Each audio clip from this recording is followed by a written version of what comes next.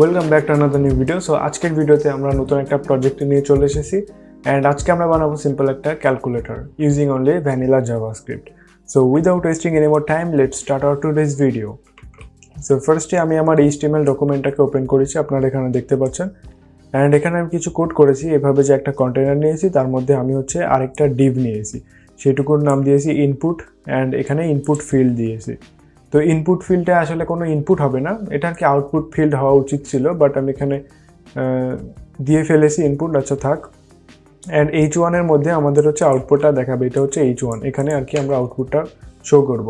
দেন আমরা এই ডিভের বাইরে যে আরেকটা ডিভ নিয়েছি বাটনস, অ্যান্ড বাটনস নামে একটা মাদার ডিভ নিয়েছি, তার মধ্যে আমি ফার্স্টে নাম্বারস নামে একটা চাইল্ড ডিভ নিয়েছি। অ্যান্ড নাম্বারসের মধ্যে প্রথমে আছে যে এই রো কলাম এগুলো আছে, এভাবে আমি আর কি তিনটা করে আলাদা আলাদা করে নিয়েছি। অ্যান্ড আরেকটা চাইল্ড আছে, সেটা অপারেটর বাটন, এই যে এই অপারেটরগুলো এখানে আমি অ্যাড করে নিয়েছি। তো এই আমাদের সিম্পল HTML ডকুমেন্ট ছিল। এখন আমরা যদি একটু স্টাইলে যাই, তাহলে পুরো পেজের মার্জিন প্যাডিং 0 করেছি, সব কিছু মাঝখানে আনা হয়েছে, কন্টেনারকে প্যাডিং দেওয়া হয়েছে, ফন্ট ফ্যামিলি দেওয়া হয়েছে। অ্যান্ড ইনপুট ফিল্ডে জাস্ট এই যে বর্ডার রেডিয়াস দিয়েছি অ্যান্ড ব্যাকগ্রাউন্ড কালারটা দিয়েছি। আর H1-এ যে আমরা প্যাডিং দিয়েছি উইথ হাইট সবগুলো দিয়েছি এই যে এরকম টাইপের। অ্যান্ড এখানে যে বাটনস আছে, এই বাটনসের মধ্যে আমরা আর কি ডিসপ্লে গ্রিড করছি। হ্যাঁ, এই যে এইটুকু পুরা একটা চাইল্ড এলিমেন্ট, এইটুকু একটা চাইল্ড এলিমেন্ট। তো 2FR মানে দুইটা ফ্র্যাকশন অ্যান্ড একটা ফ্র্যাকশন দিয়ে আমরা আলাদা করেছি। এখানে চাইলে আপনারা পিক্সেল ব্যবহার করতে পারেন।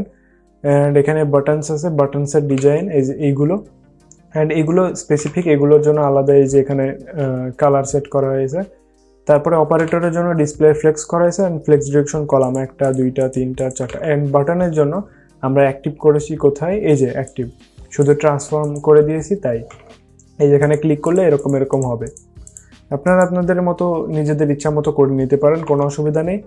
এখন আমরা যেটা করবো, আমরা যদি সিম্পলি জাভাস্ক্রিপ্টে আসি, তো জাভাস্ক্রিপ্টে হয় কি যে প্রত্যেকটা ID name and class name ধরে এখানে ভ্যারিয়েবলে স্টোর করতে হয়। তো আমরা সেগুলো স্টোর করে নিই। তো আমরা এখানে আমাদের ভ্যারিয়েবলগুলো স্টোর করে নিয়েছি। কী করলাম, এই যে ডিসপ্লে নামে যে আউটপুটটা আছে সেটা নিলাম, অ্যান্ড এখানে আমরা পুরো যতগুলো বাটনস আছে সবগুলোকে একটা ভ্যারিয়েবলে স্টোর করলাম। তো আমাদের সিম্পলি যেটা করতে হবে, যে অনেকগুলো বাটনস আছে, এটার জন্য আমাদেরকে ফর ইচ মেথড ইউজ করতে হবে। অ্যান্ড আমি প্রত্যেকটা নাম দিলাম বাটন, অ্যান্ড বাটনের মধ্যে আমরা জাস্ট সিম্পলি একটা অ্যাড ইভেন্ট লিসেনার বসিয়ে দেব, যে ইভেন্ট লিসেন করবে। কি ইভেন্ট লিসেন করবে? ক্লিক, কারণ আমরা প্রত্যেকটা বাটনে তো ক্লিক করব। এখানে জাস্ট আমরা দিয়ে দিলাম, এখানে একটা ইভেন্ট আসবে এই প্যারামিটারের মধ্যে। সো আমি যদি ইভেন্টটাকে একবার প্রিন্ট আউট করি, ধরেন console.log.target করে দিই। অ্যান্ড যদি আমরা টার্গেট, আচ্ছা বাটনে তো আবার ভ্যালু আছে, তাহলে আমরা যদি target.value করে দিই, তাহলে আমার মনে হয় আমরা পুরোটা দেখতে পারবো। আমরা যদি একবার কনসোলটাকে ওপেন করি, তাহলে আমরা যদি বাটনে ক্লিক করি, দেখবেন বাটনের ভ্যালুগুলো কিন্তু চলে আসলো। বাট মোস্ট ইম্পর্ট্যান্ট জিনিস এই বাটনের ভ্যালুগুলো কিন্তু স্ট্রিং আকারে আছে। তো এই স্ট্রিংগুলোকে আমাদেরকে আর কি মানে তাদেরকে জাভাস্ক্রিপ্ট ফাংশনে কনভার্ট করতে হবে। সব থেকে ইজিয়েস্ট ওয়েটা সব থেকে মোস্ট ডেঞ্জারাস ফাংশন আপনারা ইউজ করবেন, সেটা ইভ্যাল ফাংশন।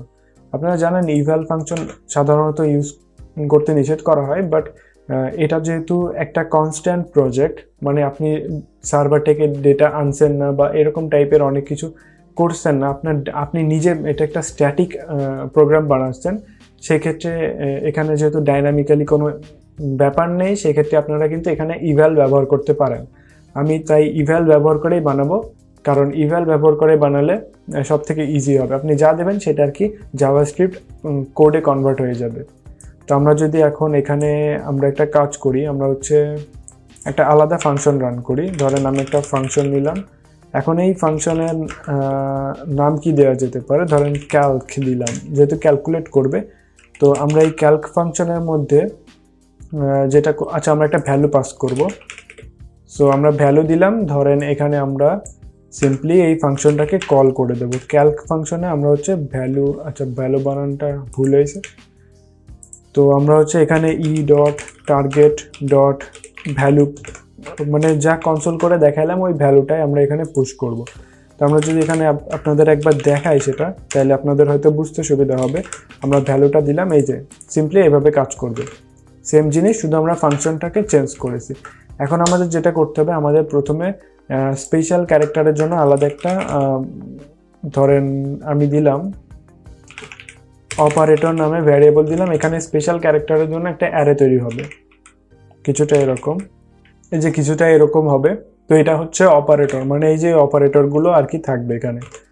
এখন আমাদের এখানে ইফ এলস কন্ডিশন রান করতে হবে। তার আগে আমি একটা ছোট্ট করে আরেকটা জিনিস নিই, যে লেট আমরা ফাইনাল রেজাল্ট দিলাম 0, মানে এখানে আর কি রেজাল্টটা স্টোর হবে। তো রেজাল্ট স্টোর করতে গেলে আমাদের প্রথমে ইফ কন্ডিশন করতে হবে যে ভ্যালু যদি ভ্যালু যদি ইজিক্যালস টু হয় তাহলে হচ্ছে আমাদের এই যে ইভ্যাল ফাংশনটা রান হবে। মানে আপনি কি করবেন আমি বোঝাই। আপনি আমার এখানে কিছু জিনিস আছে, এগুলোকে আমরা ইগনোর করি। আমি এখানে বোঝাই, ধরেন আপনি প্রথমে দিলেন 2 বাটনে প্রেস করার পরে আপনি কি করলেন প্লাস করে 5 করলেন। 5 করলেন। এখন আপনি যখনই ইজিক্যালস টু বাটনে ক্লিক করবেন তখন এটা ডিরেক্টলি একটা ফাংশনে রান হবে।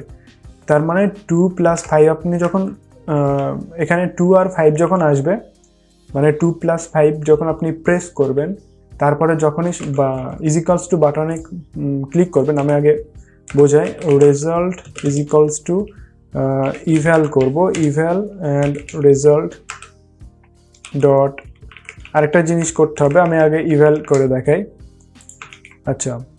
তো আপনি যখন রেজাল্টকে ইভ্যাল করবেন তখন কী হবে, আপনি রেজাল্টে দিলেন 2 + 5, এগুলো সব স্ট্রিং, এটুকু পুরো স্ট্রিং, এই যে স্ট্রিং। এখন স্ট্রিংকে আপনি যখন 2 + 5 দিয়ে যখন আপনি ইভ্যাল মানে যখন আপনি ইজিক্যালস টু বাটনে প্রেস করবেন, ইজিক্যালস টু বাটনে যখন আপনি প্রেস করবেন তখন এটা ইভ্যাল মানে জাভাস্ক্রিপ্ট কোডে কনভার্ট হয়ে যাবে। তো 2 + 5 জাভাস্ক্রিপ্ট কোডে কেমন হয়, যে দুইটা সংখ্যা যোগ করে, এটা জাভাস্ক্রিপ্ট বুঝতে পারে, সো এটা জাভাস্ক্রিপ্ট কোড হয়ে গেল। তো সেখানে ডিরেক্টলি 7 চলে আসবে অ্যান্সার। তো এরকমভাবে এটা কাজ করবে, আর 7টা হবে একটা নাম্বার। আমি টাইপ অফ দিয়ে বোঝাতে পারি, আর আপনারা চাইলে আপনারা নিজেরা এটা বানিয়ে তারপরে টাইপ অফ দিয়ে চেক করতে পারেন। তো আমি এখানে যেটা ইভ্যাল করব, তো এখানে আরেকটা যেটা ব্যাপার, ইভ্যাল করলেই তো হবে না, আমাদের ইভ্যালে আমরা যখন পার্সেন্টেজ ইউজ করব তো পার্সেন্টেজে একটা ঝামেলা হবে। সো ভ্যালু ডট রিপ্লেসে কি যাবে, এখানে আর কি যাবে, যে আপনি যখন আমরা রেগেক্স এক্সপ্রেশন দিয়ে এরকম করে দিলাম, এখন এর মধ্যে আসবে যে যেখানে আর কি থাকবে, পার্সেন্টেজ থাকবে কিছুটা এরকম, যে পার্সেন্টেজ যেখানে থাকবে সেখানে রিপ্লেস হবে। কি দিয়ে রিপ্লেস হবে, এই যে এরকম একটা স্ট্রিং 100 দিয়ে রিপ্লেস হবে। মানে এখানে কি হইলো, যে আপনি যেখানে পার্সেন্টেজ সাইনটা খুঁজে পাইলেন সেটাকে কনভার্ট করলেন ভাগ 100 দিয়ে, মানে 100 দিয়ে সরাসরি ভাগ হয়ে যাবে। তো এখানে আমাদের এটাকে রেজাল্ট করে দিতে হবে। অ্যান্ড আমরা আরেকটা কাজ করব, একই সাথে ফাইনাল আউটপুট দেখার আগে এখানে অ্যান্ড করে দেব। অ্যান্ড করে দিয়ে আমরা বলবো যে ভ্যালু যদি এরকম এমটি না হয়, আর আমরা ফাইনালি আরেকটা করবো যে ডিসপ্লেতে আমরা এটাকে প্রিন্ট করে দেব, ডিসপ্লে রেজাল্ট। ওকে, এবার যদি আমরা একটু চেক করে দেখি, ধরেন 100, এখানে আসলো না কেন রেজাল্ট? আমরা তো এখানে এলস কন্ডিশন দিইনি। এলস কন্ডিশনের মধ্যে আমরা জাস্ট রেজাল্ট প্লাস ইকুয়ালস করবো কি ভ্যালুটাকে অ্যাড করে দেব। And result plus equals value দেওয়ার পরেও আরেকটা জিনিস করতে হবে, এর মধ্যে আরেকটা আমরা ইফ কন্ডিশন লাগিয়ে দেব। অ্যান্ড কন্ডিশনটা ভ্যালু যদি ধরেন এমটি হয়, অ্যান্ড ভ্যালু যদি অপারেটরসের সঙ্গে, এই যে অপারেটরের মধ্যকার কোনো এলিমেন্ট যদি ভ্যালুর সঙ্গে মিলে যায়, সেক্ষেত্রে আমরা যে ইনক্লুড করলাম, যেহেতু ইনক্লুড করা যায় এই যে ভ্যালু, তাহলে জাস্ট রিটার্ন করবে ফলস, মানে কিছুই দিলাম না, অ্যান্ড এটা করবে। তো আমরা এরকমভাবে এটাকে করে নিলাম। এটা রেগেক্স আমার মনে ইউজ করার কোনো প্রয়োজন নেই, আপনাদের হয়তো বুঝতেই অসুবিধা হতে পারে। তো রেগেক্স ইউজ করলে করতে পারেন একই জিনিস।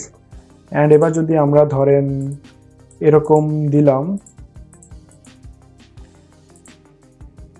আমাদের ক্লিয়ার বাটন, আমাদের ক্যালকুলেশন কিন্তু হয়েছিল, বাট আমাদের এই যে ক্লিয়ার বাটন, এই বাটনগুলো ইউজ না করা। আমি যদি একটু রিলেট করে দেখাই, ধরেন এই যে 10 + 10, এই যে সামনে যে 0টা আসছে এটাও চলে যাবে, এটাকে আমরা সরিয়ে দেবো। যখন এখন আমরা এটার যেহেতু কাজ করিনি তাই এটা চলে আসছে। তো এটা যদি আমরা ইজিক্যালস টু করি, 18 আসলো কেন? তো আমাদের এই ক্যালকুলেটর আপাতত উল্টাপাল্টা হিসাব দিচ্ছে। আমরা হচ্ছে এক কাজ করি, আমরা সবগুলো বাটনের জন্য ইফ এলস কন্ডিশনটাকে আমরা হচ্ছে একবার ফাইনালি করে ফেলে, তারপরে আমরা এটাকে দেখি। তো এলস ইফে কী হবে, আমরা কাজ শুরু করি অল ক্লিয়ার দিয়ে।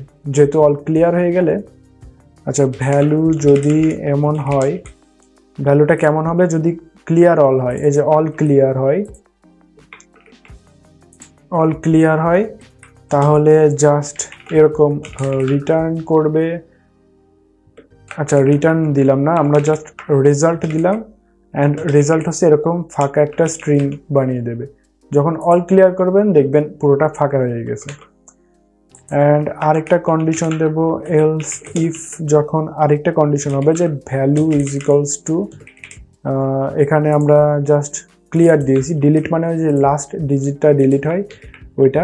যদি এরকম হয় তাহলে এখানে আসবে result is equals to result dot slice করে দেব 0 থেকে -1। -1 মানে লাস্ট ইন্ডেক্সটাকে এটা ইন্ডিকেট করবে কিছুটা এইরকম। ধরেন এই যে ডিলিট যদি করি, এই যে এরকমভাবে ডিলিট হবে, মানে আপনি যত দিবেন তার সাথে এক এক করে ডিলিট হবে। আর আপনি যতই দেন অল ক্লিয়ার করলে অল ক্লিয়ার হবে। তো আমরা এটা বুঝলাম, এখন এটাও হইলো। তো আমাদের আরেকটা যেটা বাকি থাকছে সেটাকে আমরা একটু চেক করে নিই। তো ওকে, আমরা এখানে আমাদের একবার ক্যালকুলেট করে দেখি এখানে। আচ্ছা এখানে 0 আসছে কেন এখনও? আমি তো এখানে টু স্ট্রিংটা সেট করে দিলাম, তবুও কেন 0 আসে? ও আচ্ছা, এখানে রেজাল্ট একটা এমটি স্ট্রিং হবে, এটা কোনো নাম্বার হবে না, এটা একটা এমটি স্ট্রিং হবে। যেহেতু আমরা যে রেজাল্ট প্লাস ইকুয়ালস করে দিয়েছি না, এই যে ভ্যালু এখানে চলে আসবে। এই যে এবার দেখেন, এই যে 100 যোগ 100 ইজ ইকুয়ালস টু 200। এই যে এবার কিন্তু আমাদের ক্যালকুলেটর ফাইনালি ওয়ার্ক করবে। আপনি চাইলে ক্যালকুলেট করতে পারেন এইভাবে। আচ্ছা এমন হলো কেন? 3 × 3, এই যে এভাবে আর কি ক্যালকুলেট হবে। তো এই হচ্ছে আমাদের সিম্পল একটা প্রজেক্ট ছিল। আশা করি আপনারা বুঝতে পেরেছেন। আমরা জাস্ট একটা মিস্টেক করেছিলাম যে এখানে আর কি 0 দিয়ে দিয়েছিলাম, ডিরেক্ট নাম্বার বসিয়ে দিয়েছিলাম, আর এখানে জাস্ট টু স্ট্রিংটা বসিয়ে দেবেন, এই হচ্ছে কাজ। আর মোটামুটি সব ঠিক আছে, বাট একটা যেটা সতর্কতা থাকবে যে এই ইভাল ফাংশনটা আমরা শুধু স্ট্যাটিক প্রোগ্রামে ইউজ করব, বাট আমার মনে হয় খুব একটা ইউজ করা উচিত হবে না। যেহেতু আপনি যখন জাভাস্ক্রিপ্ট শিখতে যাবেন সেখানে টিউটোরিয়ালেই বলা আছে, ডকুমেন্টেশনে বলা আছে যে এটা ইউজ না করাটাই বেটার। তা আপনি চাইলে এটাকে স্কিপ করতে পারেন, আরও অনেক পদ্ধতি আছে এটা করার। আমি জাস্ট একটা শর্ট ওয়েতে দেখালাম। আর আমি এটা করলাম কারণ দেখলাম যে শুধু একটা সিম্পল একটা প্রজেক্ট, আমরা তো এখানে কোনো ডেটা লেনদেন করব না, সেক্ষেত্রে আমাদের খুব একটা প্রবলেম হবে না যে অনেক ভাইরাস ফাইল ইনক্লুড হয়ে যায়, তো সেটার কোনো সম্ভাবনা নেই। তো সেজন্য আর কি আমরা এরকম করে দিলাম। তো আপনারা নিজেরা প্র্যাকটিস করে দেখবেন, আরও অনেক টেকনিক আছে সেগুলোও প্র্যাকটিস করবেন। আশা করি আজকে টিউটোরিয়ালটা বুঝতে পেরেছেন। বুঝে থাকলে অবশ্যই ভিডিওতে লাইক করবেন, চ্যানেলে নতুন হলে চ্যানেলে সাবস্ক্রাইব করবেন, পাশেই থাকবেন। নতুন কোনো ভিডিও নিয়ে আবার চলে আসবো। Till then, good bye.